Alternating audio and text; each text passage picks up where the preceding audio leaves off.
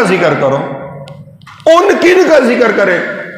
یہ بھی قرآن سے پوچھ لیتے ہیں کن کا ذکر کرے۔ رب قرآن میں فرماتا ہے وَاذْكُرْ فِي الْكِتَابِ ابراہیم، وہ ابراہیم کا ذکر کرو۔